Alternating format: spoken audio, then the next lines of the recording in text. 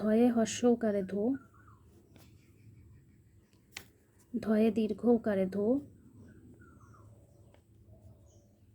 বাচ্চা যেভাবে লিখবে আমি সেভাবে লিখে দেখাচ্ছি আর কি। আমাদের হাতের লেখাটা সুন্দর হওয়ার থেকে বাচ্চাকে বোঝানোটা সব থেকে বেশি জরুরি। তো ধয়ে দীর্ঘ উকারে ধো, ধয়ে রিকারে ধ্রি,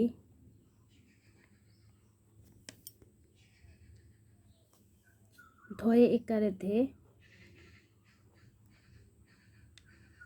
একার ধে, ধয়ে ঐকারে ধই, ধয়ে ওকারে ধো,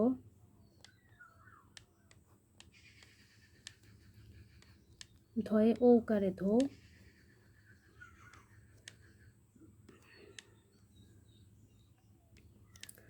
ধ অনুস্বার ধম,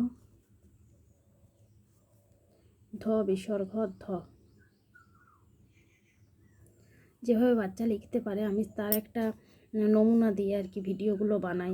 হয়তো মনে হতে পারে যে আমার হাতের লেখাটাকে বাজে দেখাচ্ছে, কিন্তু বাচ্চা ওভাবেই লিখবে বলে আমি বুঝিয়ে দেওয়ার জন্য লিখি।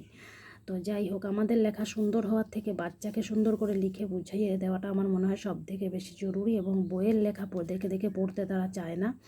আমি বারবার বলি আপনারা খাতায় করে লিখে দিবেন। আপনারা খাতায় লিখলে বাচ্চা তবে তো অনুকরণ করে, আপনাদেরকে অনুকরণ করে তবে তো সেও খাতায় লিখতে চাইবে।